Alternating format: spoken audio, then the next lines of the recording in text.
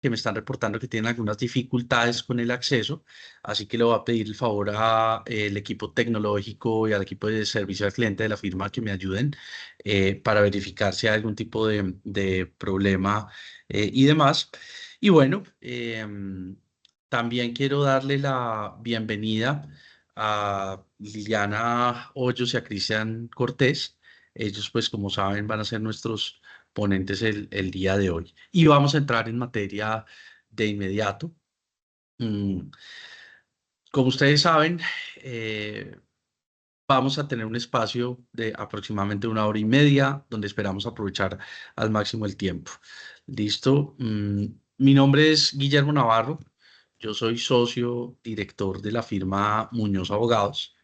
eh, y efectivamente vengo acá con una tarea importante y es aportarle algo a cada uno de ustedes en relación con el e-commerce, especialmente en relación con la reforma y especialmente en relación con las nuevas exigencias legales que toda empresa debe tener.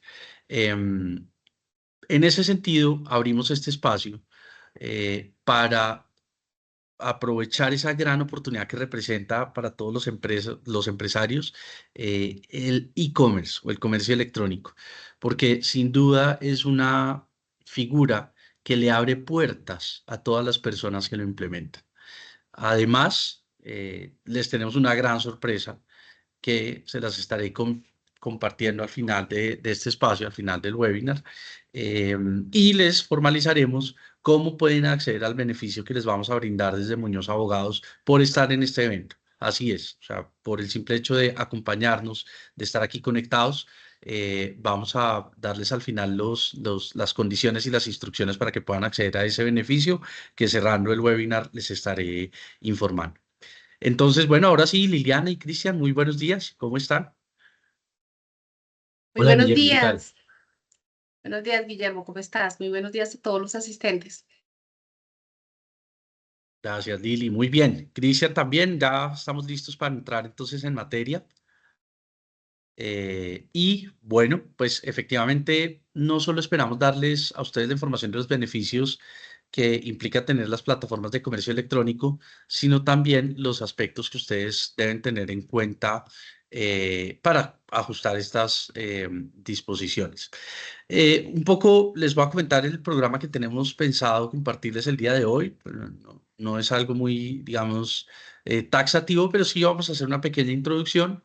Vamos a abordar el tema de las generalidades del comercio electrónico en una visión que les permitirá a todos ustedes tener el antes y el después de la reforma. Además, con alguna serie de recomendaciones concretas para implementar exitosamente estas reformas en sus plataformas de comercio electrónico. Tendremos también algunos ejemplos, historias, casos que hemos acompañado y, por supuesto, preguntas y observaciones por parte de ustedes como asistentes. Mm, Recuerdo que yo, más o menos para el 2014, tenemos un cliente muy querido. Ella se llama Laura. Ella empezó un proceso de transformación digital.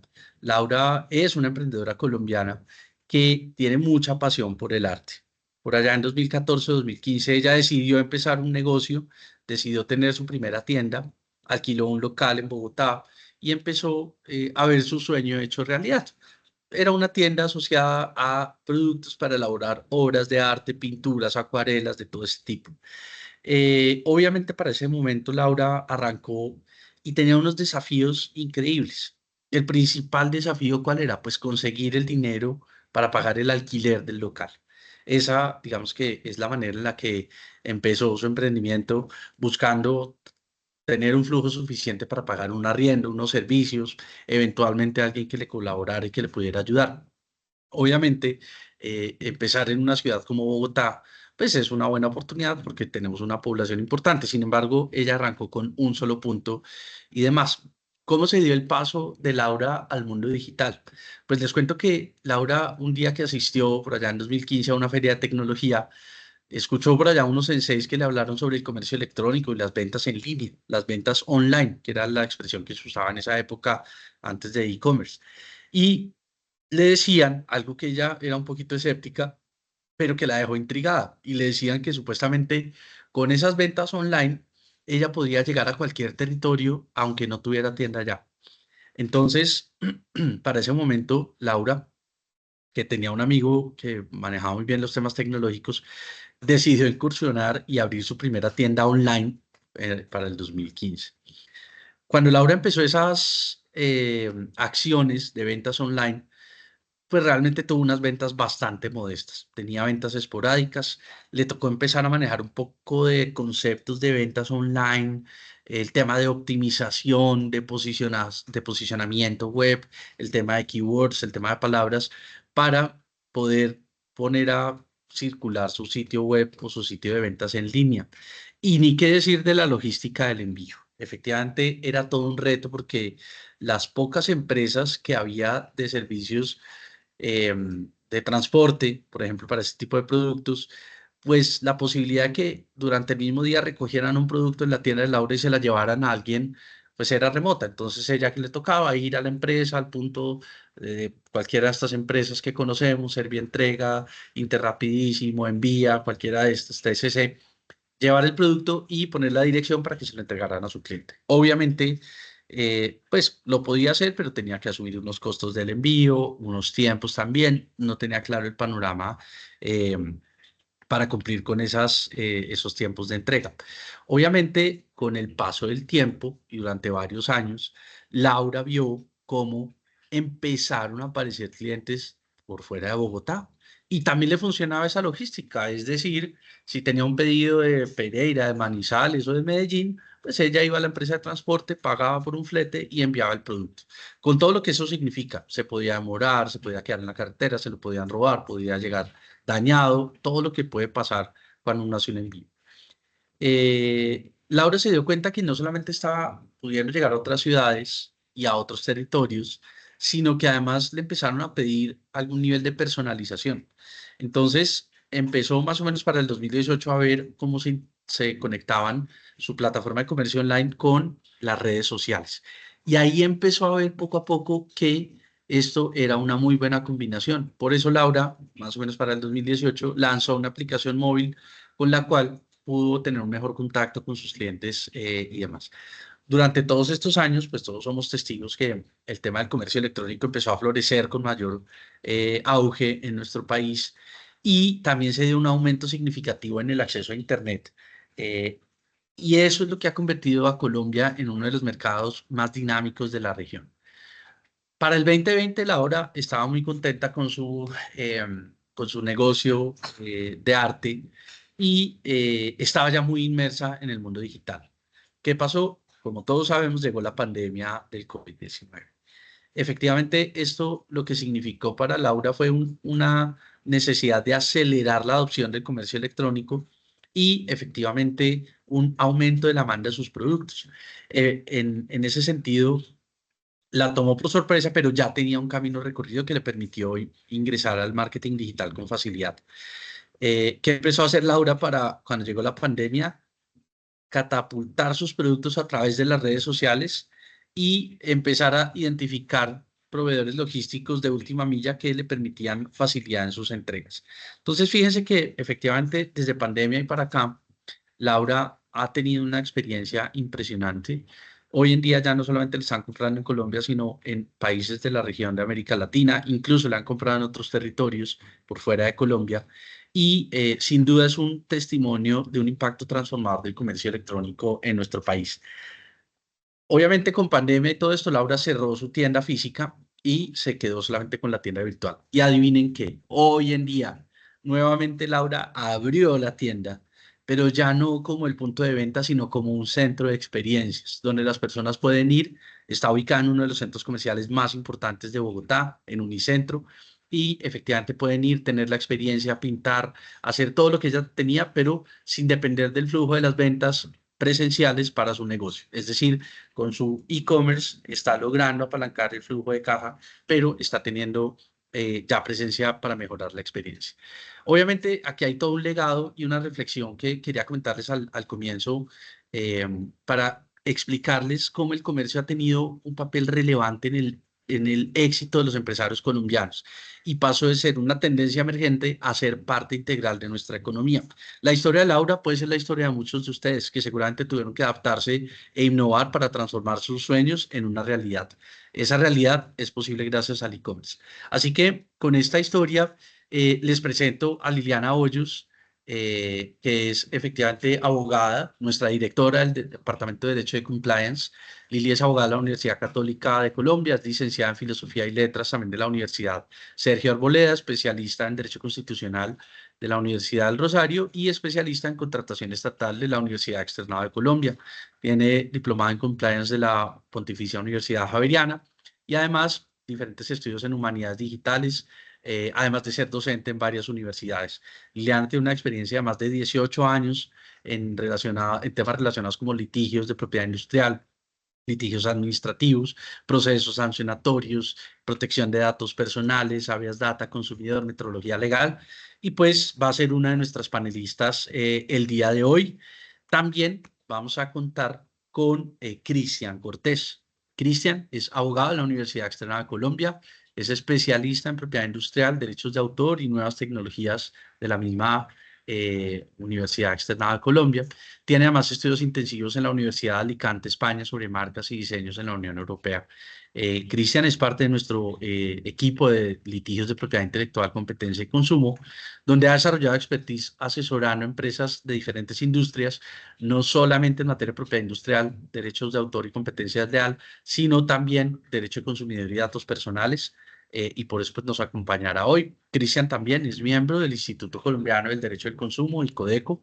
Y bueno, pues Cristian y Liliana, un gusto tenerlos acá, efectivamente. Y bueno, me gustaría saber con todo esto que estamos viendo, qué cambios vienen en la reforma y cuéntenme un poquito de qué se trata esa reforma y compartámosle a todos los invitados qué cambios vienen en relación con esta nueva reforma a la ley 1480. Claro que sí, Guillermo. Muchas gracias por la presentación. Un gusto estar aquí con ustedes y bueno, espero que puedan aprender bastante, sobre todo no tanto desde la óptica de tengo que cumplir una norma, sino cómo cumplir esa norma me va a ayudar a aumentar las ventas en mi negocio y a tener éxito en el comercio electrónico. Vamos a hablar de qué cambios nos trae esta nueva reforma. Tengamos presente que esta reforma ya fue aprobada por el Congreso.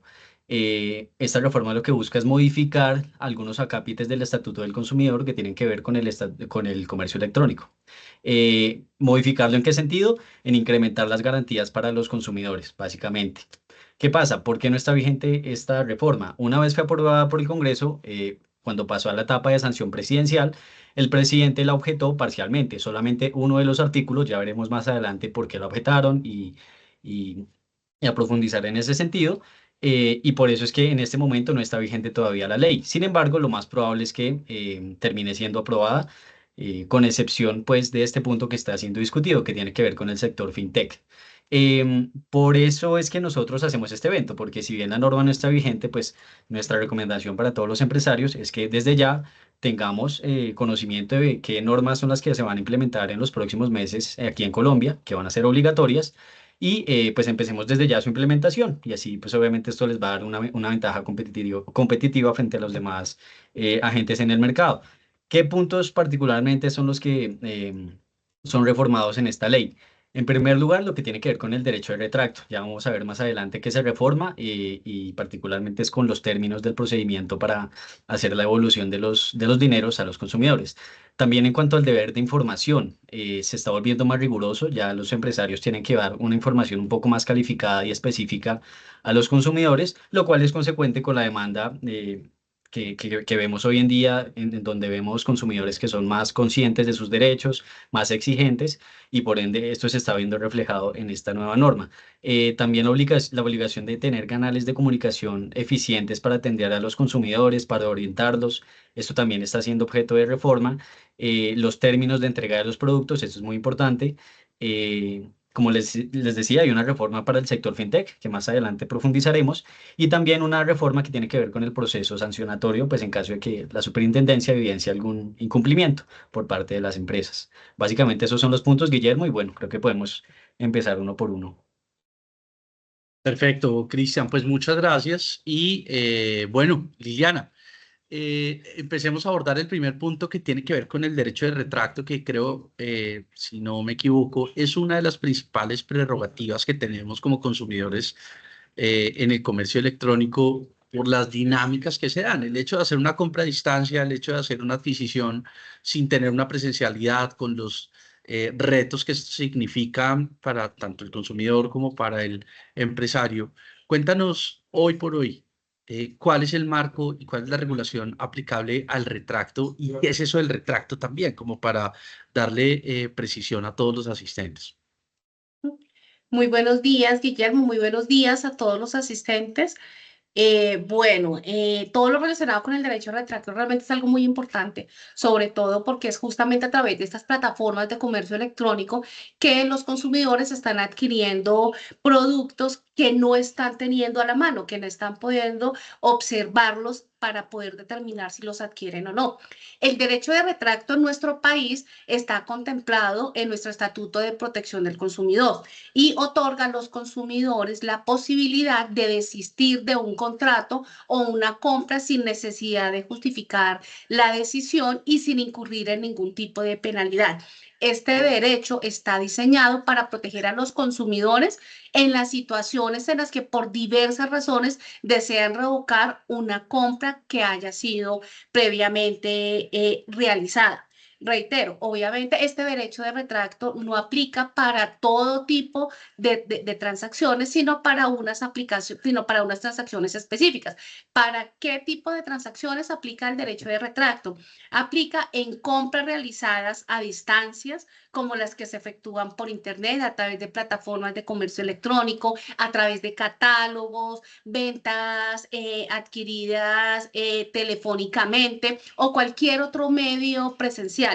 También aplica para esas ventas que se realizan fuera del establecimiento de comercio. Por ejemplo, cuando los usuarios o cuando los consumidores son abordados en lugares diferentes al establecimiento, cuando llega directamente el empresario o el vendedor directamente a su trabajo, a su casa, o cuando son, digamos, dirigidos a ciertos espacios donde se le puede menoscabar un poco, dirá yo, su buen discernimiento para adquirir un producto o un servicio. ¿Cuál es el plazo con el que cuentan los consumidores para hacer uso de ese derecho de retracto? Los consumidores cuentan con un plazo de 5 días hábiles para ejercer el derecho de retracto. Y estos 5 días hábiles comienzan a contarse desde la entrega del bien o desde la celebración del contrato según el tipo de transacción que se trate. Obviamente, como todo en nuestro país, el derecho de retracto no solamente trae derechos para el consumidor, sino que también para este trae trae una serie de obligaciones para el consumidor y para el empresario. Dentro de las obligaciones que están estipuladas para los consumidores está la obligación de devolver el producto exactamente en las mismas condiciones en las que lo recibió. Y pues todos estos costos de transporte y demás que conllevan la devolución del bien, pues por supuesto deben ser asumidos por parte del consumidor, salvo que haya pacto contrario con el proveedor y que este valor del ejercicio de derecho de retracto lo asuma directamente el proveedor. Perdón, frente a los reembolsos, tenemos que una vez que el consumidor ha ejercido ese derecho de retracto, el proveedor tiene un plazo de 30 días calendario para devolver el dinero pagado por el consumidor. Y este reembolso debe incluir el total pagado sin ningún tipo de deducción, sin ningún tipo de penalidad. Y también, obviamente, no todos los bienes pueden ser objeto de este derecho de retracto. También la normatividad actual contempla una serie de excepciones. ¿Qué excepciones contempla actualmente el derecho de retracto? Los contratos de suministro de bienes cuyo precio esté sujeto a fluctuaciones de coeficiente en el mercado financiero que el proveedor no puede controlar. Ejemplo, la subida y la bajada del dólar, del euro en moneda extranjera, intereses financieros, También no pueden ser objeto de este derecho de retracto esos bienes que han sido confeccionados conforme a las especificaciones del consumidor o que claramente han sido personalizados para el consumidor que los está adquiriendo, los bienes que por su naturaleza no pueden ser devueltos o puedan deteriorarse o caducar rápidamente, como los medicamentos, como los productos alimenticios y este tipo de productos que tienen como una fecha de caducidad. Asimismo, no pueden tampoco ser objeto del derecho de retracto el suministro de grabaciones de audio, video, discos y software que hayan sido desprecintados. Y tampoco pueden ser objeto del derecho de retracto esos contratos de servicio cuya prestación ya haya comenzado con el consentimiento del consumidor. Aquí es muy importante tener en cuenta que el derecho de retracto es una herramienta supremamente importante de protección al consumidor y asegura que todos los usuarios tengan la posibilidad de reconsiderar su decisión de compra cuando ésta se haya realizado a distancia o fuera de un establecimiento comercial, lo cual, por supuesto, reduce el riesgo de la realización de compras impulsivas o mal informadas. Súper, Liliana. Bueno, pues impresionante porque 30 días hábiles es más de un mes, casi un mes y medio. Y pues obviamente, saben, pensando en la experiencia de uno como usuario, muchas veces uno adquiere un producto que necesita de una vez y me parece que un mes y medio es demasiado largo. Así que, Cristian, ¿cómo afronta este tema del retracto la reforma y cuáles son los principales cambios que debemos compartir aquí con todos los empresarios? Y efectivamente, ¿cómo se puede dar este cambio actualmente? Claro que sí, Guillermo. La principal modificación, como ya les habíamos anticipado, tiene que ver con el término que tienen los empresarios para hacer la devolución del dinero a los clientes. Entonces, ya como Liliana les explicó el procedimiento, el consumidor no tiene que justificar por qué se está retractando. Una vez presenta su solicitud, hay dos obligaciones que tiene que cumplir el consumidor. Por un lado, devolver el producto en el mismo estado en que fue recibido, ¿sí? Tiene que devolverlo en perfecto estado para que proceda el derecho de retracto. Y en segundo lugar, tiene que informar al productor o proveedor por qué mecanismo quiere recibir la devolución del dinero, ¿sí?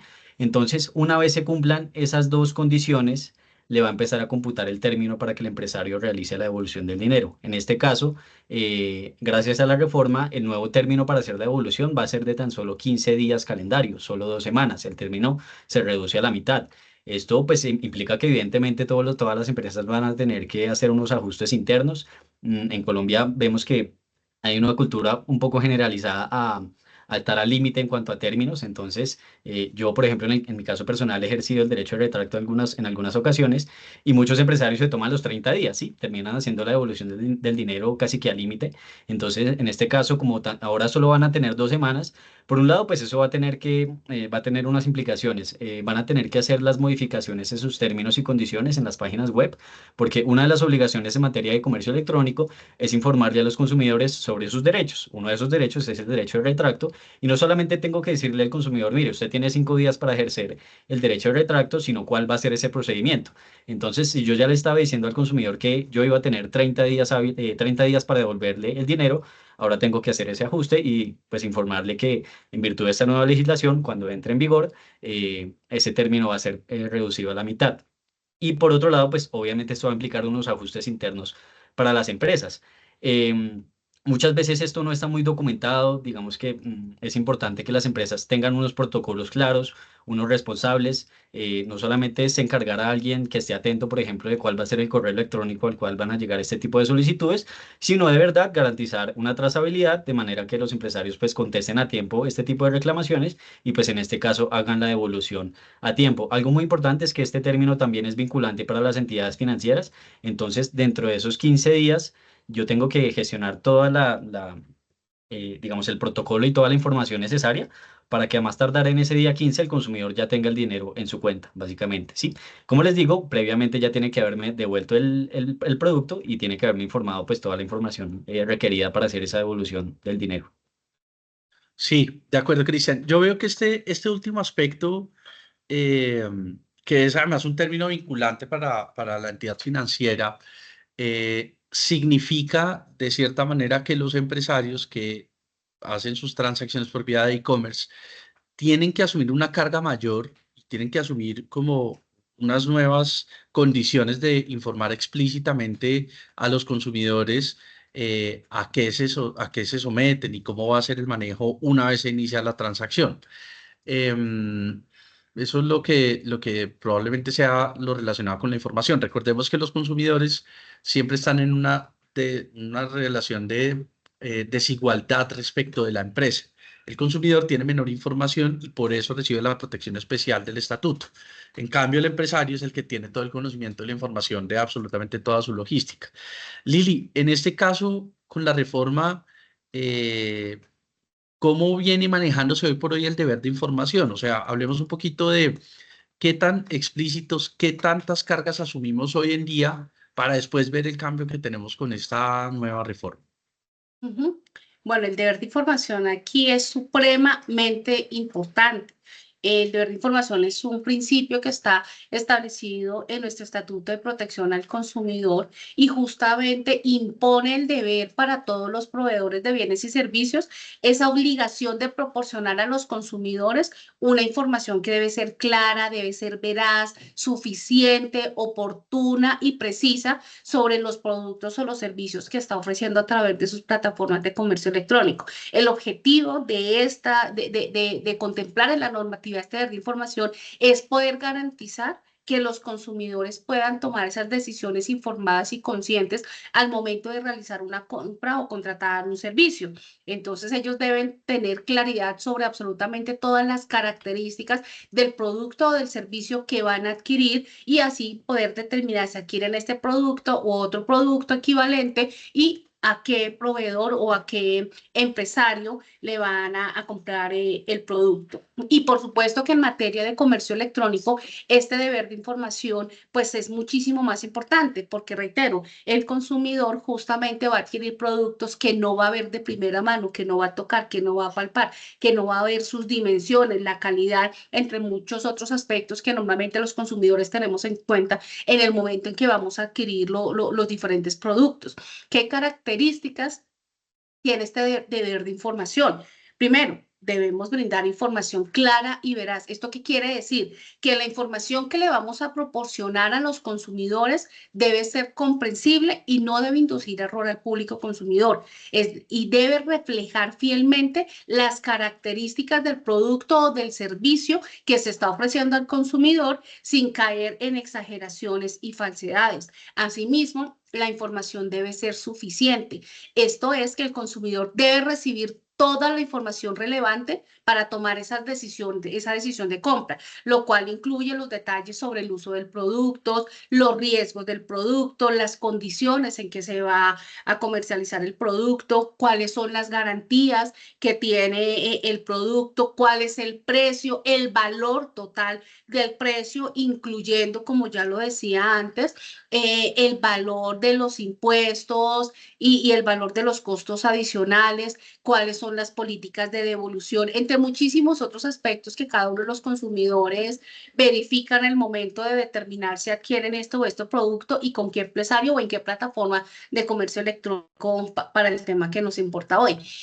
También se le debe garantizar a los consumidores una información oportuna, es decir, que esta información se le debe proporcionar de manera completa antes de que el consumidor realice la compra o antes de que contrate el servicio, de manera que este consumidor puede evaluar todas las condiciones y todas las alternativas posibles que tiene para poder adquirir el producto o servicio que requiere. Asimismo, la información debe ser precisa, es decir, que se debe evitar la ambigüedad y la vaguedad. La información debe ser específica y detallada, especialmente en lo que respecta a las condiciones de uso, mantenimiento, restricciones y cualquier otro aspecto relevante del producto o servicio que está siendo comercializado.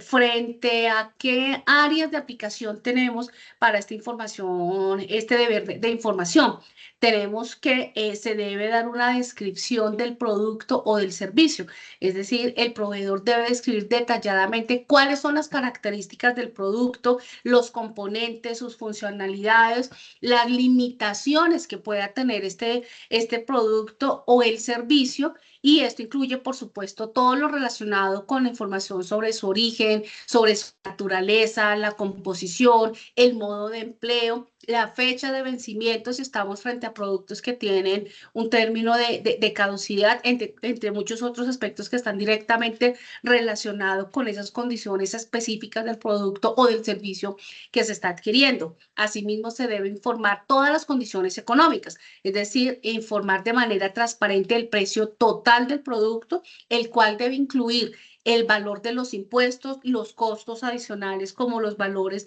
de los envíos y las condiciones de pago, debiendo también darse la información completa respecto de esas condiciones de financiación, si es que eventualmente hay algún tipo de financiación brindada por parte del propietario de esta plataforma de comercio electrónico. Frente a esos costos adicionales, esto es muy importante porque en el momento en que el consumidor verifica el valor que aparece en la plataforma de comercio electrónico y da el clic para poderlo incluir en el carrito de compras, este debe ser el único valor a cancelar. No debe, o lo que exige la norma es que ese valor incluye absolutamente todos esos valores y que cuando ya el consumidor vaya a hacer el pago, pues el valor que se le informó desde el comienzo sea el que va a ser debitado de su tarjeta o de su cuenta de ahorros, pero lo que no puede ocurrir es que se le especifique, este producto vale 100 pesos, por decir algo, y cuando ya llegue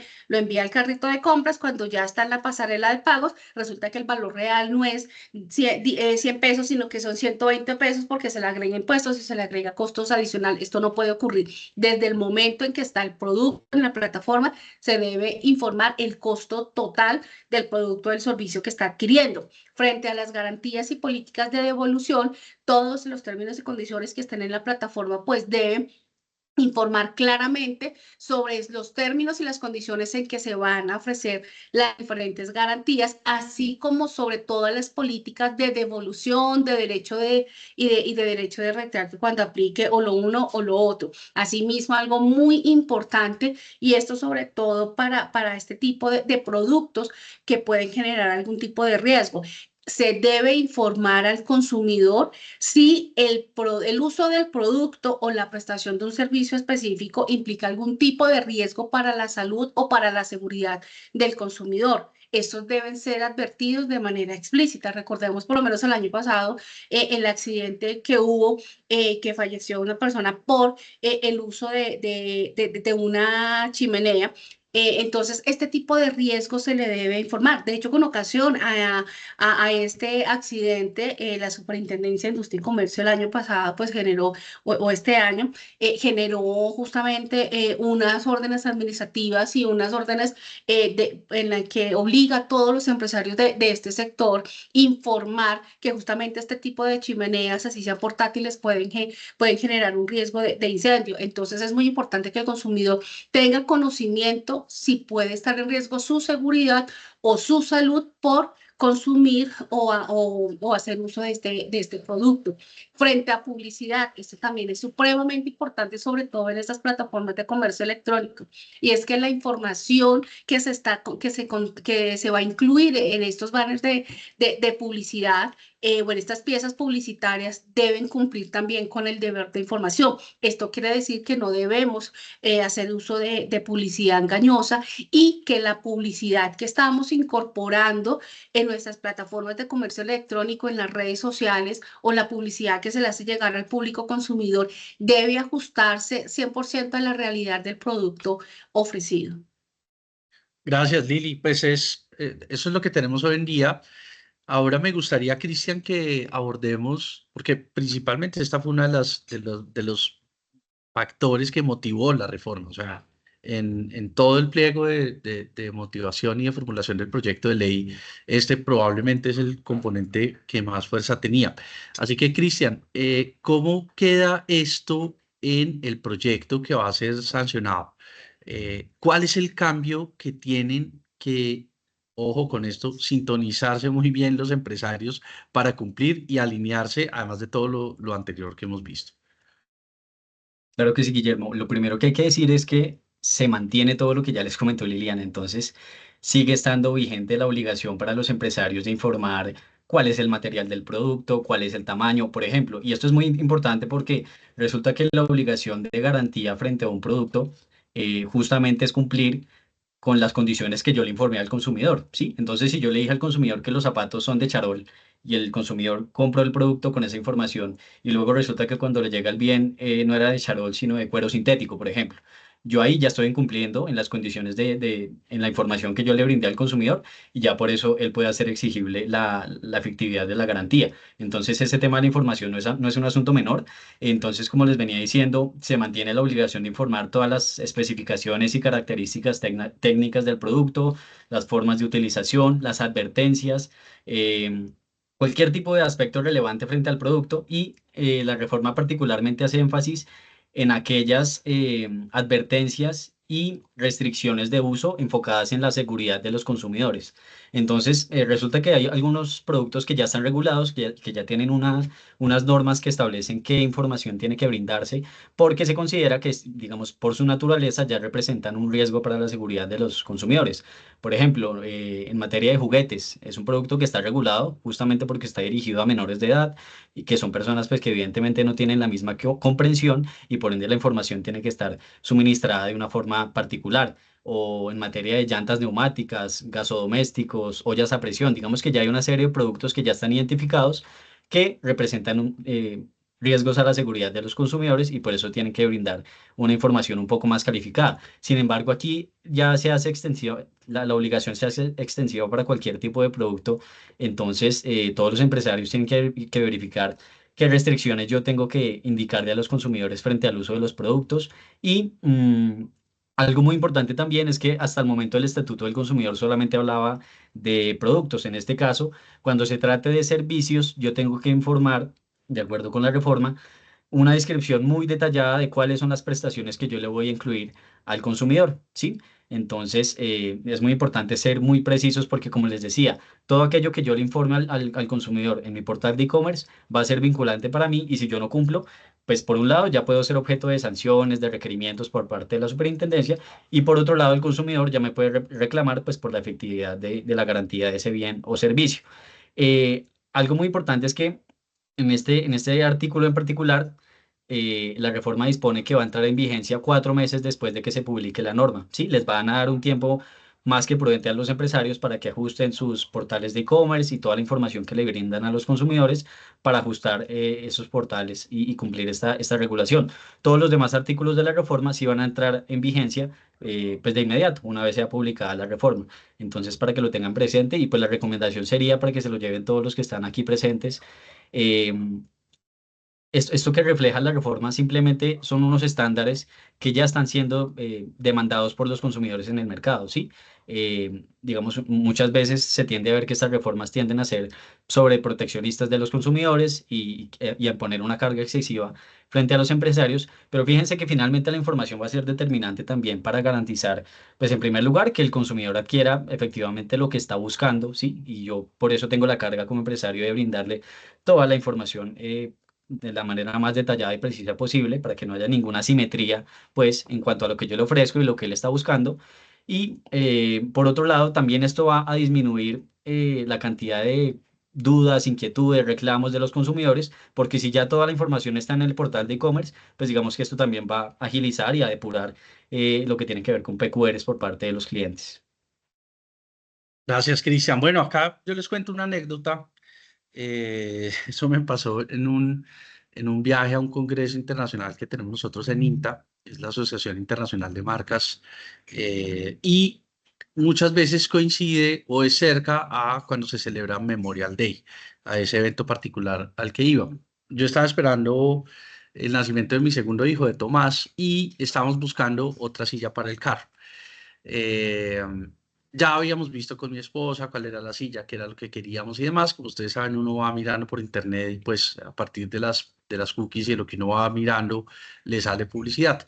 Efectivamente, esa noche que era Memorial Day, me llegó un banner de una promoción efectivamente yo estaba en Estados Unidos y allá los tiempos de entrega para las sillas pues son muy rápidos también.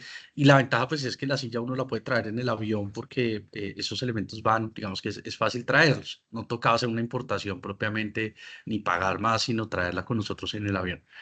Claro, pues por la oportunidad me fui, miré la silla, coincidía, tenía todas las características, la información, las fotos de la marca que queríamos y demás. Y pues hice mi compra, esperando pues que la alcanzara a recibir durante mi viaje.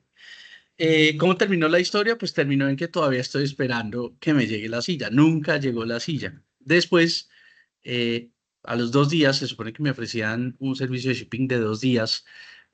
Cuando fui a entrar otra vez a la plataforma para hacer el reclamo, me percaté que primero sí tenía una apariencia de que era la plataforma oficial y demás, pero no tenía el canal de, digamos, de servicio de contacto, de ayuda, no tenía chatbot, no tenía ningún ticket para el seguimiento.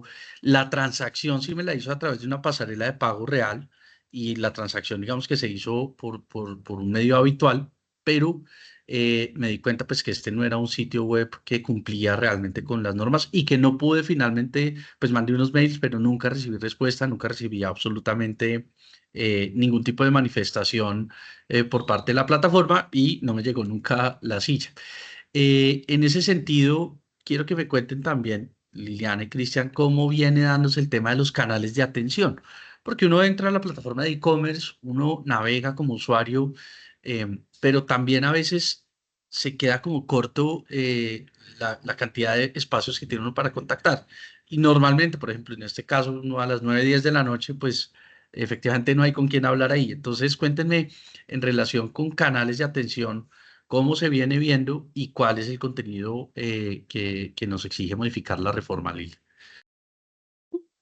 Pues bueno, actualmente el literal G del artículo 50 de nuestro Estatuto de Protección al Consumidor impone para todos los empresarios que cuenten con plataformas de comercio electrónico contar dentro de esa misma plataforma de mecanismos para que el consumidor pueda erradicar sus peticiones, sus quejas y sus reclamos. Y debería o deben estos portales dar la posibilidad de que le quede constancia a este consumidor sobre la erradicación de su PQR, la fecha de erradicación y que le puede hacer el seguimiento. Digamos que esto es lo que hoy en día establece la norma, ese es el deber ser. Sin embargo, desafortunadamente, si vamos a ver hoy en día las diferentes plataformas de comercio electrónico, realmente esto no se está cumpliendo. En muchas ocasiones hay plataformas con las que no es posible hablar con una persona donde si la hay, la interacción es a través de chatbot y realmente lo que hace es darle giros y giros a la persona y finalmente nunca encuentra ningún tipo de solución. Inclusive esto también lo ha sancionado varias veces la superintendencia para este tipo de plataformas que a veces es muy sencillo poder adquirir un producto o afiliarse a algún servicio y se generan los débitos automáticos de nuestras tarjetas de crédito, de nuestras cuentas de ahorro, pero cuando ya no se quiere seguir contando con el servicio, poderlo cancelar se convierte en un inconveniente muy grande por la imposibilidad de poderse contactar con estas plataformas de comercio electrónico. Inclusive también se ha habido sanciones para empresas de telefonía porque a veces también se incurren en este tipo de prácticas donde por lo menos, la verdad se ha dicho, Movistar, yo soy usuaria de Movistar y cualquier contacto con ellos, uno tiene que pasar por ese filtro del chatbot y llega un momento en que simplemente se corta la llamada, nadie la atiende, no le dan a uno soluciones. Con Rappi, desafortunadamente, pasa exactamente lo mismo con esos servicios adicionales como el Prime Rappi, no recuerdo bien cómo se llama. Adquirirlo lo puede uno hacer sin intención, que mi hijo tenga el celular, dio clic, uno no sabe, cuando se dio cuenta están debitando, vaya uno y cancele ese producto. No es así de sencillo. Entonces, la norma hoy en día establece que debe haber esos canales de comunicación donde los usuarios puedan tramitar esas PQRs y puedan hacer seguimiento a esas PQRs que gestionan. Desafortunadamente, por la falencia que tenemos hoy en día, es que muchos usuarios ni siquiera se desgastan en tratar de poner esas PQRs y muchas de estas quejas ni siquiera llegan ante la Superintendencia de Industria y Comercio, porque cuando llegan la Superintendencia es supremamente estricta e impone sanciones supremamente fuertes. Gracias, Lili. Y entonces, Cristian, a la luz de esto que mencionaba Liliana, eh, ¿qué establece la reforma en relación con canales de atención adecuados? Fíjese, Guillermo, que como venía comentando Liliana, la norma actual está muy enfocada en la atención de PQRs, entonces obliga a las empresas a que tengan un canal en el cual cada consumidor pueda presentar algún reclamo, alguna inquietud, lo que sea, que mi pedido no me llegó, que cuándo va a llegar, ese tipo de cosas, o para ejercer el derecho de retracto, digamos que es tener canales en general para cualquier tipo de petición. Sin embargo, con la reforma está muy enfocada en la experiencia del usuario, entonces ya no solamente dice eso de tener unos canales para las PQRs, sino también que sean de fácil acceso, en primer lugar, y en segundo lugar, que garanticen una asistencia efectiva a los consumidores en caso de que tengan alguna duda. En tiempo real, por ejemplo, como le decía Guillermo, si yo estoy comprando a las 10 de la noche, seguramente no voy a tener al otro lado a alguien que atienda mi inquietud y voy a tener que esperar a que le den trámite a la consulta o el reclamo para poder hacer la compra. Eh, lo ideal, como yo les decía, es que le brindemos al consumidor toda la información más que suficiente para mitigar pues, cualquier inquietud que tenga en el momento en el que esté realizando la compra. Sin embargo, en caso de que por alguna falencia de mi información o de que el cliente de pronto no comprenda algo, pues lo ideal es que yo garantice que le voy a dar una solución inmediata a su inquietud para poder eh, finalizar la compra. En este punto, no solamente digamos que anteriormente ya estaba la obligación de tener ese canal de PQRs, pero con la reforma tengo que darle un número de radicado a la persona, decirle, mire, usted radicó una PQR tal día, a tal hora, este es el número de radicado y aquí usted puede hacerle seguimiento, de modo tal que pues esto facilita que posteriormente la persona pueda hacerle seguimiento. Y entonces en este punto nos surge un tema que de hecho varios de los asistentes nos sugerían dentro de sus comentarios para tratar aquí dentro del webinar, y es lo que tiene que ver con inteligencia artificial. La inteligencia artificial, pues en los últimos años ha ido creciendo, digamos que todos somos testigos de eso, no solamente en el sector legal, por ejemplo, ya lo estamos utilizando para muchos efectos, sino también para las plataformas de comercio electrónico. Uno de los principales usos que se le ha dado a la inteligencia artificial ha sido justamente en la implementación de chatbots que le permitan a la persona que en tiempo real pueda interactuar con un chat que entienda las preguntas que la persona está formulando y que ya tenga preconfiguradas unas respuestas automáticas de acuerdo con la consulta que la persona esté haciendo. Esto evidentemente pues va a mitigar y a disminuir si es un sistema efectivo y claro que de verdad le proporciona a los clientes una solución satisfactoria, va a disminuir seguramente el número de PQRs que se van a escalar ya a la empresa porque pues, evidentemente por el beneficio y las ventajas que ofrece la inteligencia artificial, muchas de las inquietudes que tienen los usuarios se podrían solucionar por ese medio. Sin embargo, ¿qué está pasando? Como bien hay muchos chatbots que ya están muy bien sofisticados y desarrollados, que de verdad, digamos, ya tienen una información muy completa y muy robusta para atender ese tipo de consultas de los usuarios, hay muchos que no. Entonces pasa también que esto puede ser contraproducente, que la persona se queda interactuando con un chat que no le está dando una solución satisfactoria, que no está entendiendo lo que de verdad está consultando la persona.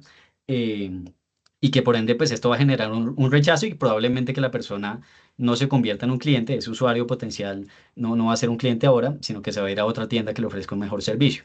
Entonces, la recomendación en este punto, eh, en caso de que quieran implementar este tipo de herramientas, porque obviamente ofrecen unas ventajas significativas para los empresarios, es que se aseguren de utilizar proveedores que tengan experiencia, que ya tengan una herramienta muy bien diseñada y sobre todo que se ajuste a la especialidad de su negocio, ¿sí? Porque las inquietudes van a ser diferentes de acuerdo con cada industria. Y como les digo, enfocarse mucho en la información previa que yo ya le estoy dando al consumidor y también identificar, es muy importante tener métricas de cuáles son las PQRs que más frecuentemente les presentan los clientes. Y de acuerdo con eso también, por ejemplo, una buena práctica es tener un acápite en los portales de e-commerce con preguntas frecuentes, de manera que las personas ya acudan ahí y tengan una respuesta inmediata frente a ese tipo de inquietudes.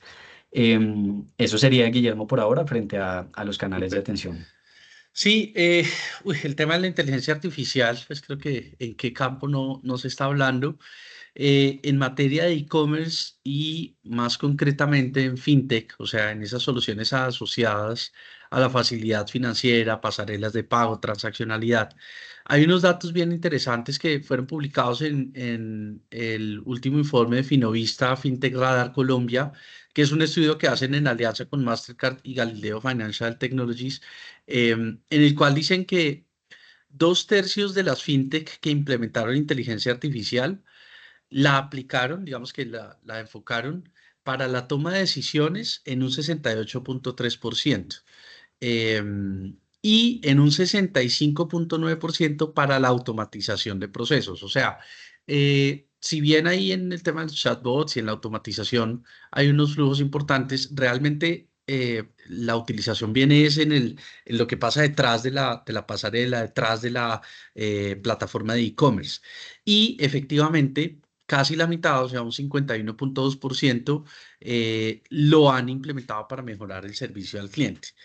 Es un poquito raro, ¿no? Porque cuando uno se sienta y estás en una compra y tiene un problema y escribe, porque ya no es como antes que era el árbol de preguntas, ahora uno escribe y le contestan, uno tiene la sensación de que está interactuando con alguien real al otro lado, pero pues no siempre es así. Muchas veces es un ente de inteligencia artificial que tiene un banco de preguntas y respuestas y le va dando la información al usuario.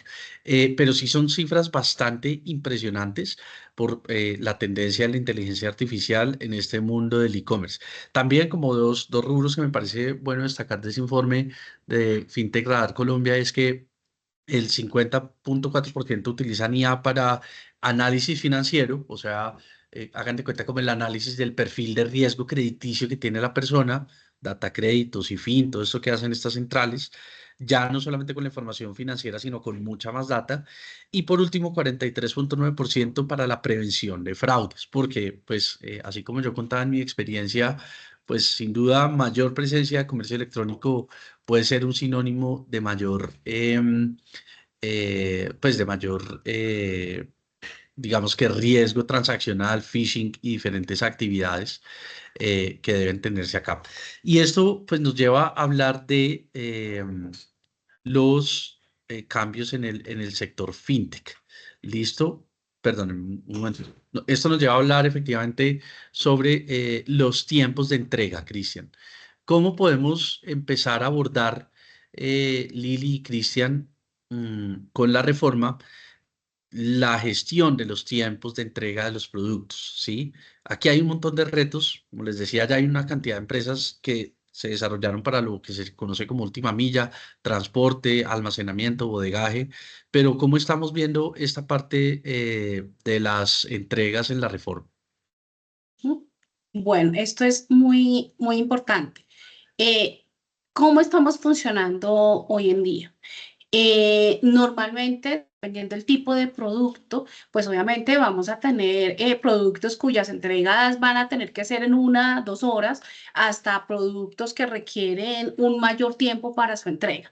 Entonces, para los tiempos de entrega, salvo pacto en contrario con el proveedor del producto o del servicio, el proveedor debería entregar este pedido o entregar el producto al consumidor a más tardar dentro de los 30 días calendarios siguientes contados a partir de la realización de la respectiva compra.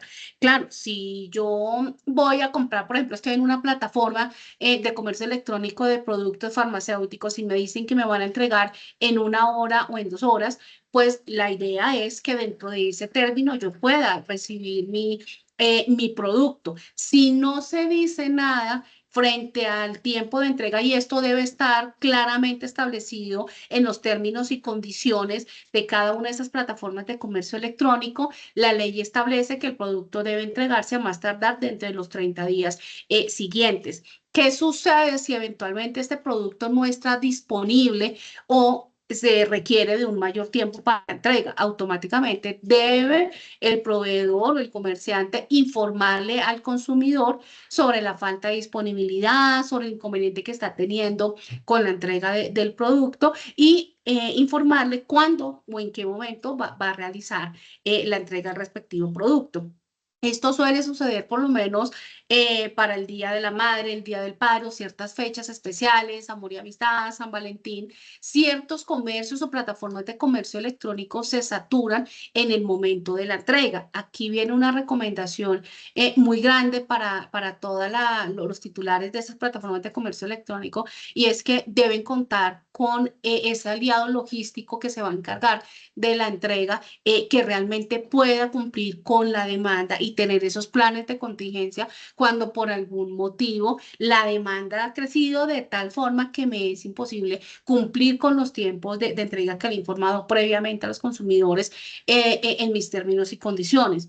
¿Qué sucede? Cuando el pedido no ha sido entregado dentro de los 30 días siguientes o dentro del término que ya previamente han pactado el consumidor y el empresario, el consumidor queda en la libertad de resolver el contrato, terminar el contrato y de pedir que se le haga la devolución del dinero pagado. Y en estos casos, cuando ya el consumidor dice, no, bueno, no me llegó el producto, usted me incumplió, ya no voy a recibir nada, resuelvo de manera unilateral el contrato, el empresario está en la obligación de hacerla actualmente, ¿no? Hoy en día lo que establece la norma, hacer la devolución del dinero pagado por el consumidor dentro de los 30 días calendarios siguientes a la terminación unilateral, digamos, de este contrato de venta. Esta devolución debe ser del valor total pagado por el consumidor por resolver el contrato, por el incumplimiento de los tiempos de entrega. No puede el empresario hacer ningún tipo de deducción que esté relacionada con los costos financieros, nada, tiene que entregar el dinero completo pagado por el consumidor. Muy bien, Lili. Y entonces, Cristian, con la reforma de este tema, ¿cómo queda? Comentemos acá exactamente los nuevos lineamientos y los ajustes que se dieron también, porque los empresarios deben implementar y esto les va a tomar más tiempo, evidentemente, porque no depende exclusivamente de ellos. ¿Qué cambios deberían adoptar con consecuencia de la reforma? Listo, Guillermo. Fíjese que en este punto, en primer lugar, hay un cambio sutil en la forma como está redactada la norma. En principio, lo que decía es que, y lo que tenemos hoy en día vigente, salvo pacto en contrario, salvo que las partes acuerden algo distinto, el tiempo de entrega es de 30 días calendario. Sin embargo, la nueva reforma lo que dice es que el empresario está en la obligación de informar cuál va a ser el tiempo de entrega del producto y solo si no lo hace, pues va a tener ese, digamos, la ley va a entender y va a presumir que el término va a ser de 30 días calendario. ¿Qué pasa? Si yo no entrego el producto dentro de ese tiempo, el que yo acordé con el cliente o el que contempla la ley el de 30 días hábiles, el consumidor puede retractarse y resolver el contrato, ¿sí? Básicamente solicitar la devolución del dinero ante ese incumplimiento. Aquí hay otra particularidad de la reforma y es que contempla la posibilidad de prorrogar ese plazo de acuerdo con el consumidor, ¿sí? Si, por ejemplo, antes de esos 30 días o antes del término que yo le haya ofrecido al cliente, le digo, mire, se me agotó el inventario, no tengo disponible ese producto, deme 20 días más o 10 días más, y el cliente lo acepta y está de acuerdo conmigo, digamos que la ley ya está amparando ese tipo de eventos, ¿sí? Entonces, para que también lo tengamos muy presente y digamos que en términos generales la invitación sería que si ya la ley les está permitiendo acordar un término con el cliente, pues aprovechemos esa posibilidad que da la ley para contemplar un plazo que sea prudente y que de verdad se ajuste a las posibilidades que tienen ustedes dentro de sus empresas, ¿sí? Y pues también, desde luego, ajustándose a las expectativas que tenemos en el mercado actual, que cada vez es más demandante, cada vez las personas quieren soluciones más inmediatas, más prontas. Entonces, la invitación sería esa. Y, y me surge un caso que nos llegó aquí a la firma hace algunos meses de una persona, un italiano, que nos consultaba porque un producto no le había llegado. Él había solicitado a principios de diciembre del año pasado un árbol de Navidad y resulta que le habían dicho que se lo entregaban en 10 días y el árbol le vino a llegar en enero. Entonces él decía, pues evidentemente ya terminó la Navidad, es un producto que a estas alturas ya no me sirve, yo ya no quiero ese producto y quiero que me indemnicen. En la legislación europea, digamos que él tenía esa concepción allá la legislación contempla una indemnización automática para los consumidores en caso de que el producto no sea entregado oportunamente. Aquí no tenemos algo así automático, le decíamos, sí, claro, podemos no solamente solicitar la devolución del dinero, sino reclamar algún perjuicio, pero pues aquí tenemos que acreditarlo, aquí no es automático como allá. Entonces, finalmente él decía, pues me parece injusto, me afectaron, yo no pude decorar mi apartamento como quería porque el árbol no me llegó en la época en la que yo lo esperaba. Entonces, para que tengamos también presentes esas particularidades, ¿no? Que habrá productos en los cuales los clientes van a tener un mayor margen de tolerancia, por ejemplo, no sé, un electrodoméstico, bueno, productos de ese estilo, o de ropa, pero habrá otros que sí demandan una solución más inmediata por parte de los empresarios. Entonces, eso sería, Guillermo, en cuanto a los tiempos de Súper. entrega. Algo como para que ustedes se hagan una idea de lo que estamos hablando. En Colombia para el 2023, las ventas de e-commerce fueron de 15,4 billones de pesos. Solamente para este primer trimestre del 2024 ya alcanzamos ese monto. Entonces, de acuerdo con la Cámara de Comercio Electrónico, también se ha dado un incremento de este rubro del comercio electrónico en comparación con el año pasado. No tanto como se esperaba, porque realmente se esperaba un crecimiento de más del 10% y va en aproximadamente el 9,7% respecto del año inmediatamente anterior.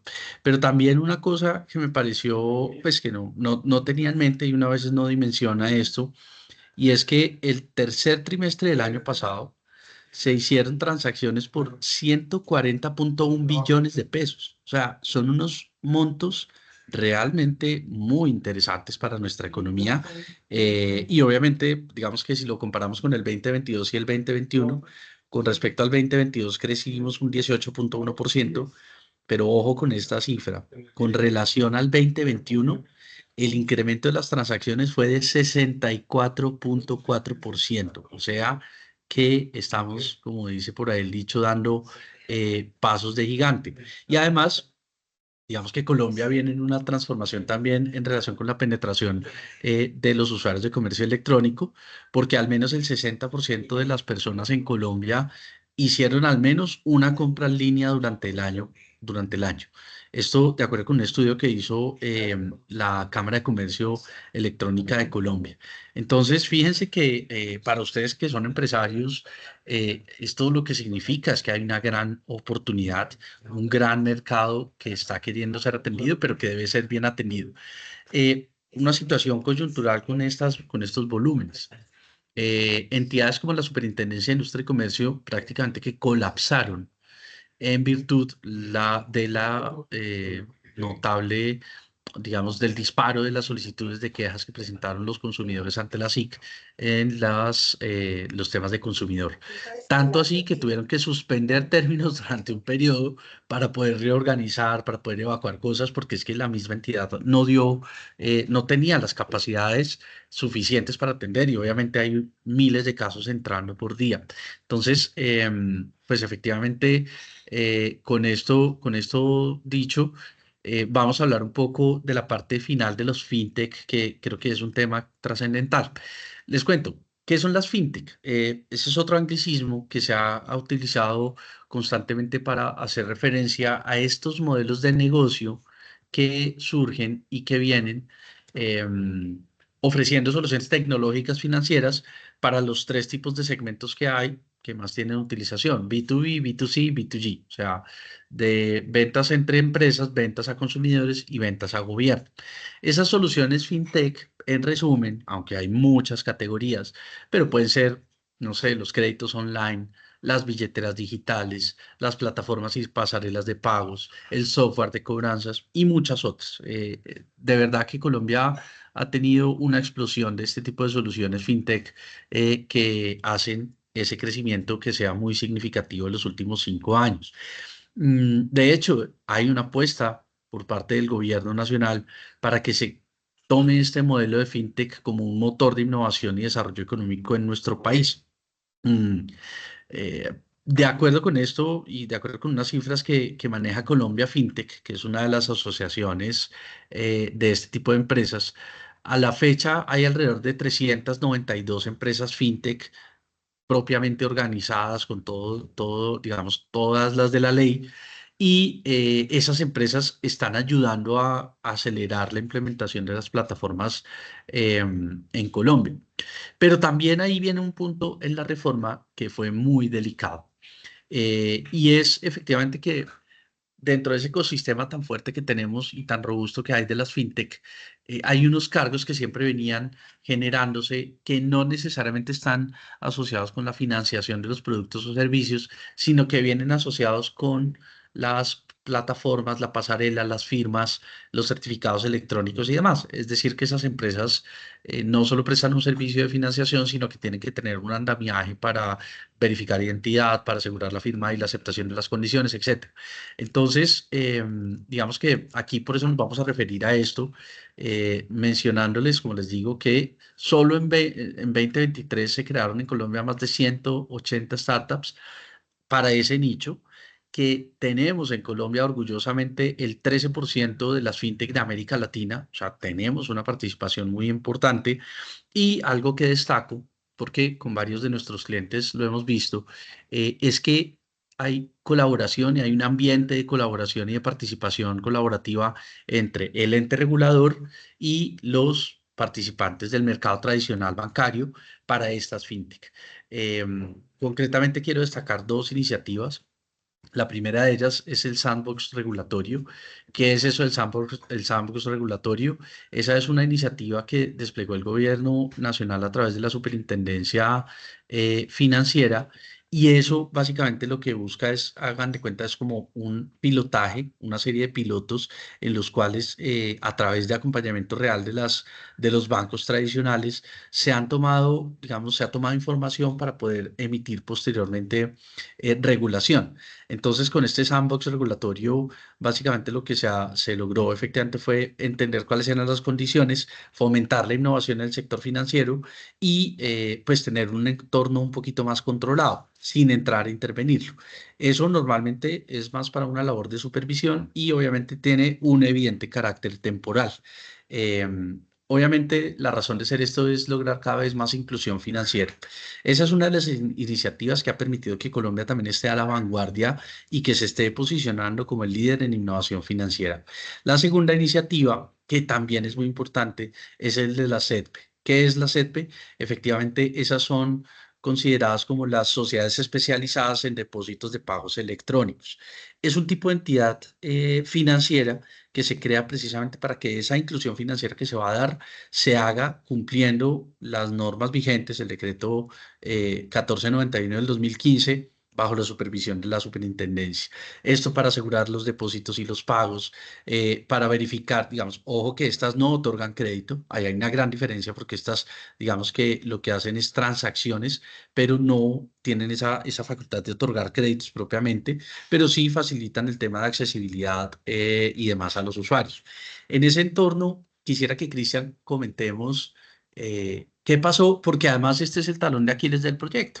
Esta es la razón por la cual el proyecto fue objetado en la sanción presidencial. O sea, Cámara y Senado lo llevaron ya en consolidado y el presidente, cuando lo tenía que firmar, lo devolvió y les dijo: no, señores, aquí hay un tema que veo que no es conveniente.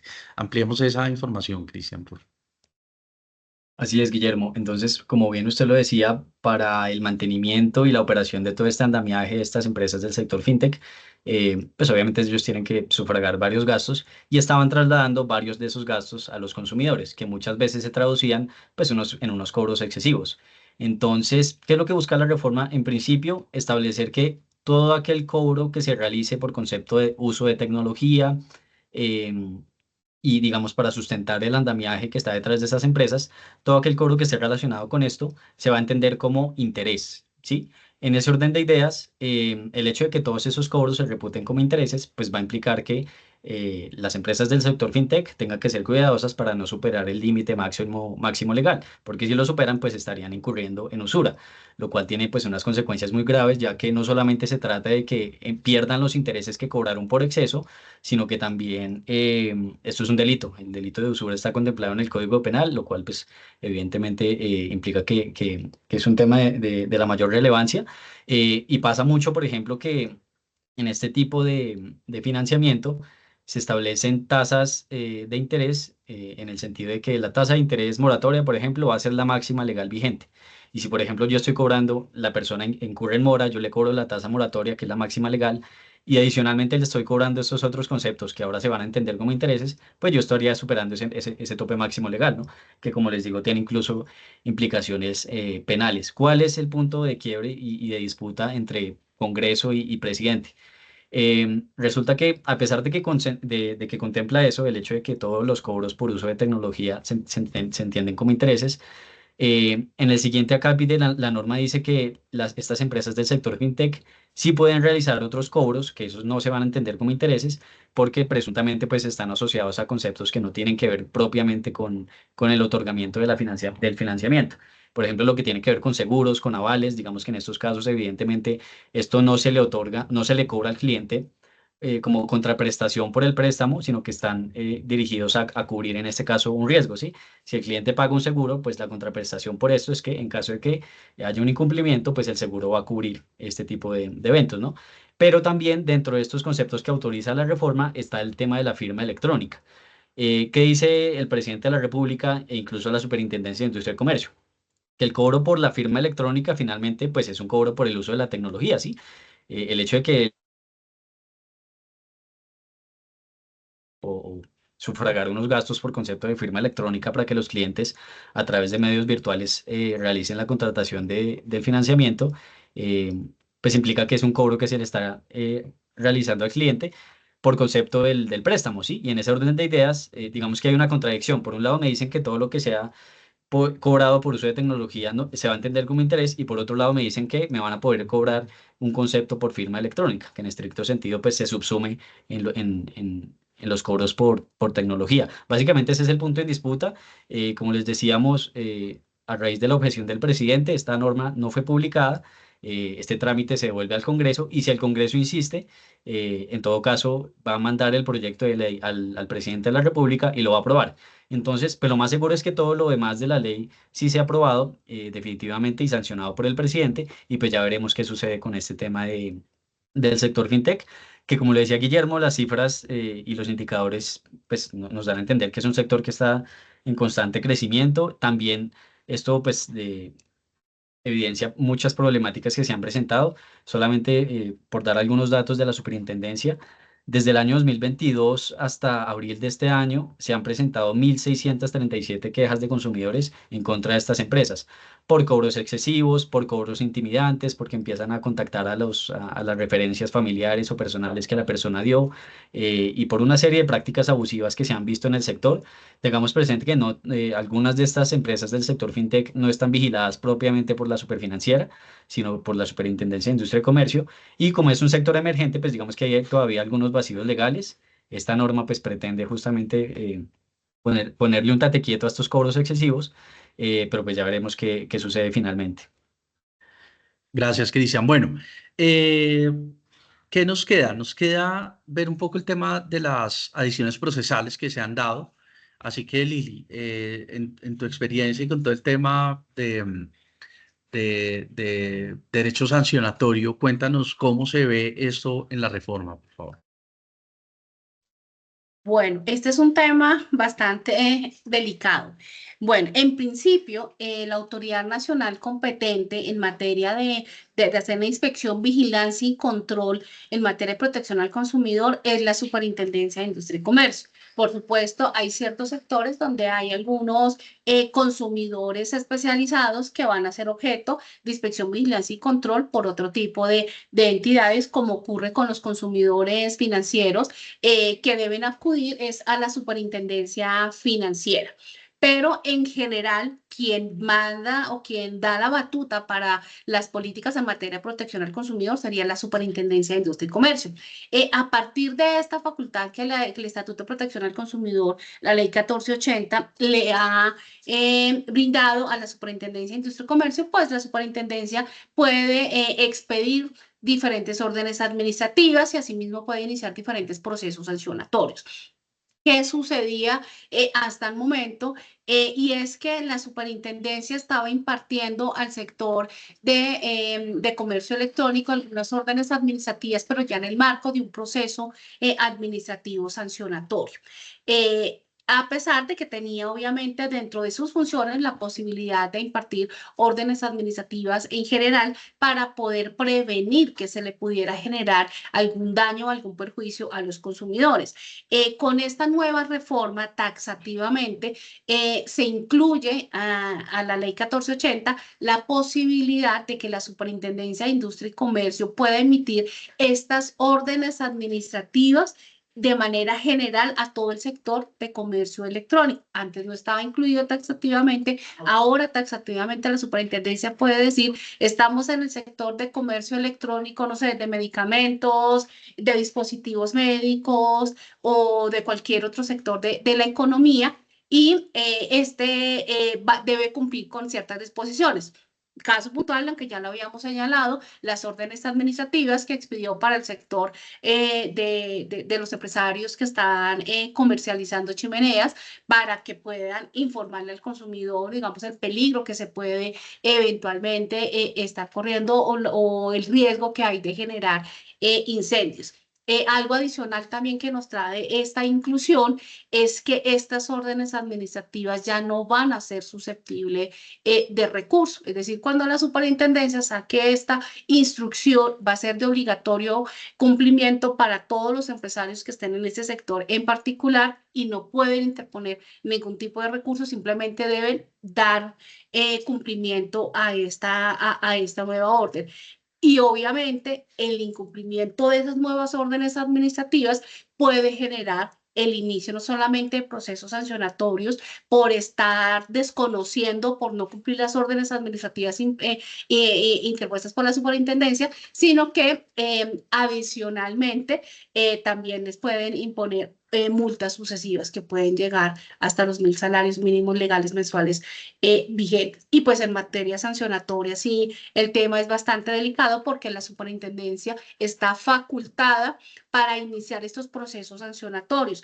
Estos procesos sancionatorios tienen algo delicado, y es que claramente afectan la reputación del empresario que está siendo objeto de investigación, y si es sancionado, pues por supuesto que más afecta su reputación. ¿Qué sucede? Si tenemos una empresa en el mercado en el que se sabe, no, es que la empresa incumple con sus términos de entrega, la empresa no entiende las PQR de los consumidores, es que yo estoy haciendo compras por esta plataforma de comercio electrónico y cuando me llega el producto no cumple con las características que está informando. Todo este incumplimiento, pues claramente, ¿qué va a hacer? Que el consumidor no quiera adquirir a través de esta plataforma y busque otras plataformas que le presten mejores alternativas y que le entreguen realmente lo que le están prometiendo.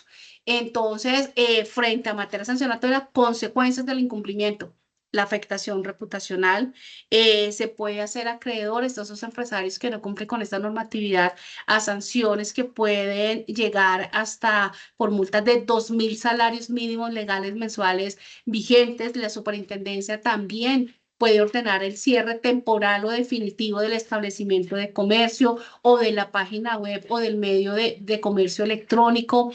Puede imponer multas sucesivas hasta por los 1.000 salarios mínimos legales vigentes por no dar cumplimiento a las órdenes administrativas brindadas por esta entidad. Y aquí hay algo bien particular, y esto va dirigido ya no para el titular de ese establecimiento de comercio, sino para los administradores de estos establecimientos. Y es que la superintendencia puede imponer multas que van hasta por 300 salarios mínimos legales mensuales vigentes a los administradores, a los directores, a los representantes legales, revisores fiscales, a los socios, propietarios y cualquier persona natural que haya autorizado o ejecutado conductas que vayan en contravía de los derechos de los consumidores. Y no solamente puede imponer estas multas a estas personas naturales por estos 300 salarios mínimos, sino que también inclusive puede imponer la sanción de prohibir el ejercicio del comercio hasta por un término de 5 años.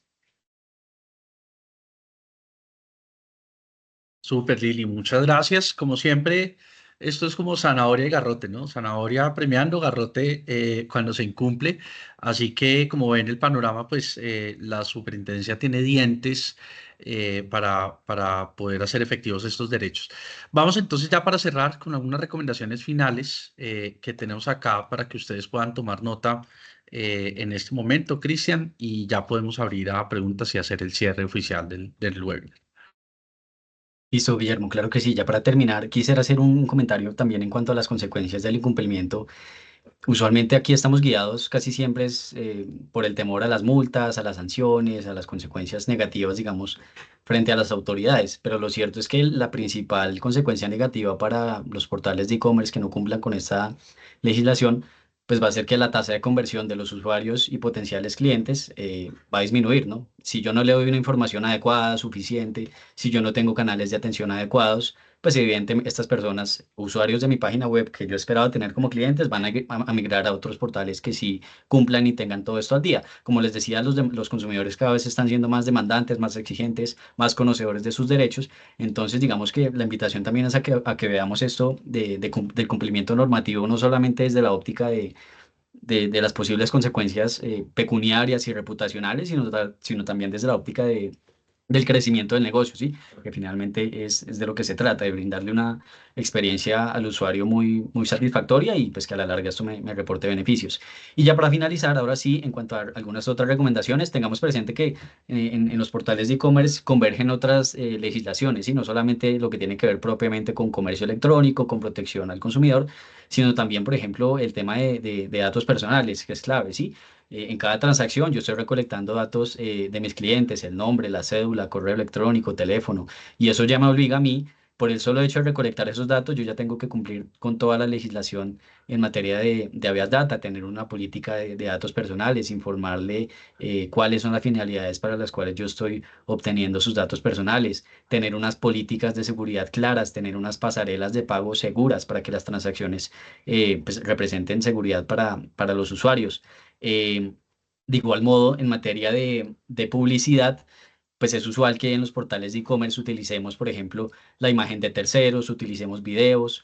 Entonces también tenemos que cuidarnos de tener todas las autorizaciones pertinentes para utilizar este tipo de imágenes por ejemplo, obras artísticas por parte de terceros. Es usual que las personas a veces por desconocimiento crean que si encontraron una imagen que les pareció bonita en internet, ya la pueden utilizar. Y después les llega el reclamo por infracción a derechos de autor. Entonces es muy importante que en general todo el ecosistema que ustedes tengan en su e-commerce pues esté precedido de una debida diligencia y de un análisis muy riguroso, pues en el sentido de que no vayan a incumplir alguna otra regulación. También pues en materia sanitaria, obviamente si yo voy a comercializar productos que estén sujetos a regulación, por ejemplo, del INVIMA, o productos, como les decía, que tienen una regulación especial porque ofrecen o pueden afectar la seguridad de los consumidores, pues tener muy claro que en cada sector específico voy a tener unas reglas diferentes o más calificadas, y por ende digamos que la invitación es esa. Igual ya ahorita voy a dar paso a Adrián que nos va a comentar algunos beneficios que les vamos a conceder a los que asistieron a este evento, dentro de los cuales está un insumo muy importante que va a ser un checklist para tener un e-commerce exitoso en el cual vamos a incluir básicamente todas las recomendaciones que les estamos dando, obviamente muy general, y pues también les vamos a hacer la invitación para que aprovechen estos beneficios.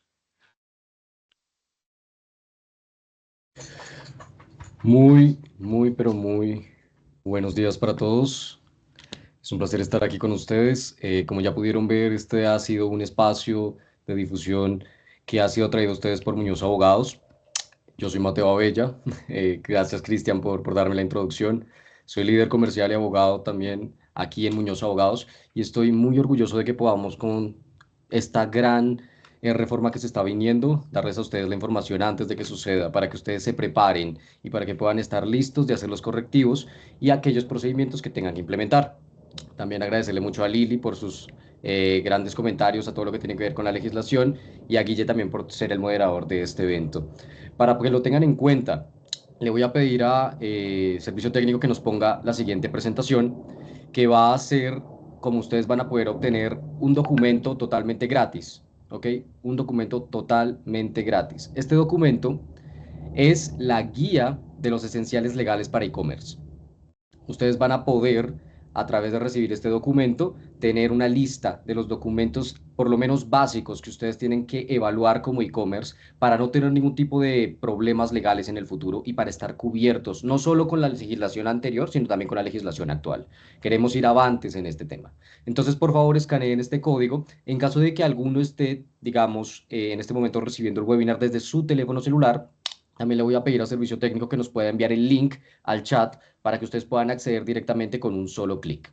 Y así pueden resolverlo. Son 10 preguntas en las que también van a tener uno de 2 beneficios a escoger por solo haber asistido a este webinar. Estamos tratando de darles la posibilidad a ustedes de que puedan romperla con toda en esta oportunidad del e-commerce, porque como nos lo comentó Guille, el éxito está en poder aprovechar estas oportunidades. Entonces, van a poder escoger uno de 2 beneficios aquí con Muñoz Abogados. El primero va a ser que pueden escoger un 10% de descuento en cualquiera de los servicios de la firma, a excepción de los procesos y otros tipos de, digamos, servicios similares a los procesos, pero cualquier tipo de registro o manejo que ustedes quieran hacer para poder proteger su e-commerce o para mejorar su e-commerce, van a poder tener un 10% de descuento solo por haber asistido a este webinar y habernos contestado este formulario. Número 2, si a ustedes no les interesa tanto el descuento, van a poder acceder a 1 hora de asesoría gratuita con un abogado aquí en Muñoz Abogados, que va a poder ayudarles a ustedes a ver su modelo de negocio, a poder entender lo que están haciendo en temas de e-commerce y asimismo poder asesorarlos de la mejor manera para que no tengan problemas en el futuro. Recuerden, es 1 hora de asesoría o un 10% de descuento en uno de los servicios. No pueden escoger ambos. Ahí dentro del formulario van a poder escoger al que quieren acceder y nosotros nos pondremos en contacto con ustedes pues para poder ultimar detalles. Por último, recuerden que esto ha sido traído por ustedes por Muñoz Abogados, una firma que lleva más de 20 años en esto. Ustedes están cubiertos por grandes profesionales y esperamos poder tener relaciones a largo plazo con ustedes. Así que si se nos acercan, háganlo con confianza y van a poder recibir el mejor servicio posible.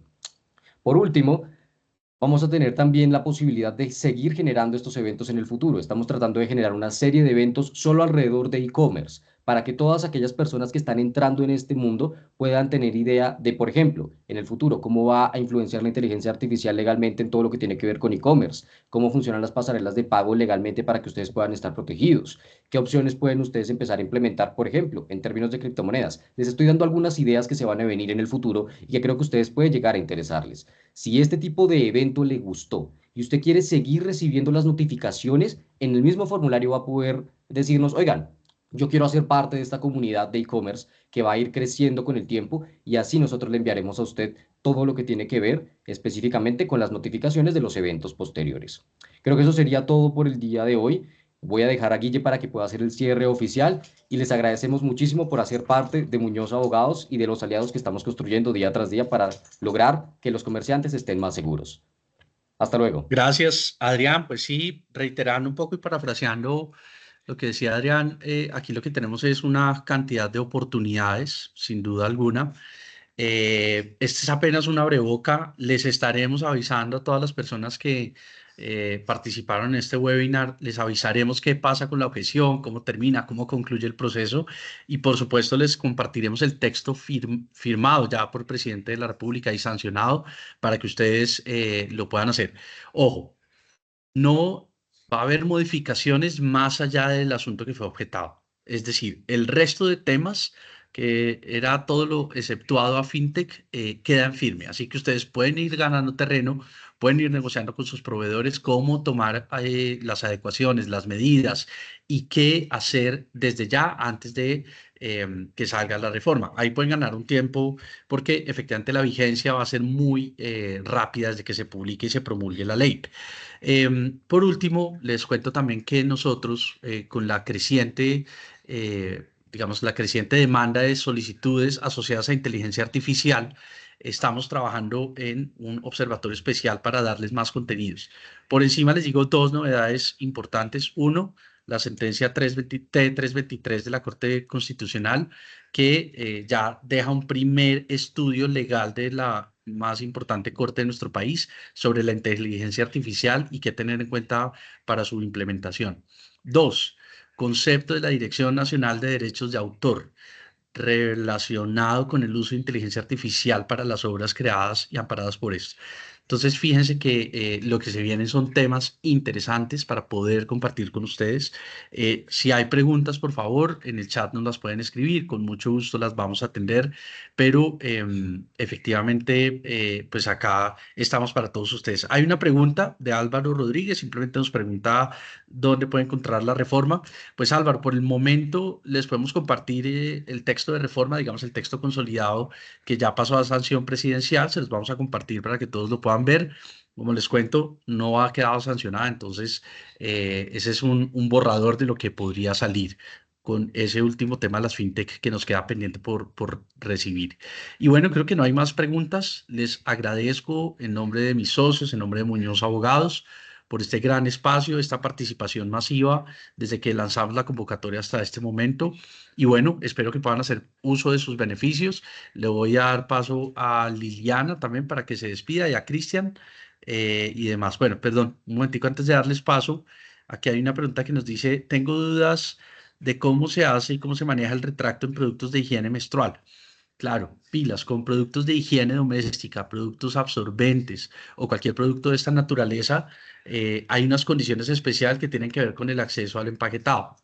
El retracto podrá aplicarse, pero recuerden que los productos de uso personal tienen restricciones. No solamente los productos de higiene menstrual, de higiene doméstica, sino productos, por ejemplo, como los cepillos de dientes, como la ropa interior. Todo ese tipo de productos tienen unas condiciones especiales de retracto, así como los perecederos. Con gusto, Estefanía, podemos después darte información detallada, porque también dependerá de la categoría de producto de higiene del que estemos hablando. ¿Listo? Entonces, ahora sí le doy paso a Liliana y posteriormente a Cristian para que se despidan de todos. Bueno, quiero agradecer a todos los asistentes por su tiempo, por escucharnos y bueno, y esperamos que realmente ustedes puedan impulsar y quienes ya están en el comercio electrónico, que puedan mantenerse al día en la legislación para que siga siendo una plataforma de comercio electrónico exitosa y quienes todavía no han dado el paso, pues tengas en cuenta que el comercio electrónico puede ampliar las fronteras de su negocio y son muchísimos los beneficios que ustedes como empresarios pueden adquirir. Espero que tengan un excelente día todos.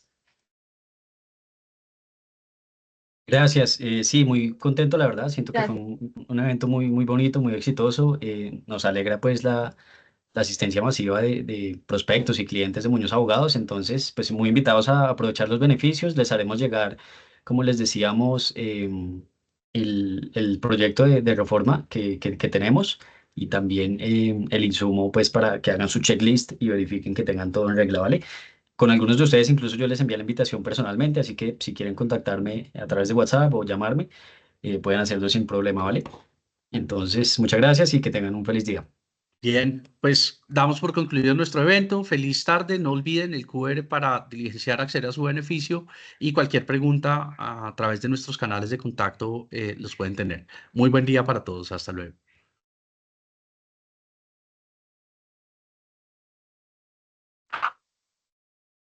Gracias, buen día para todos.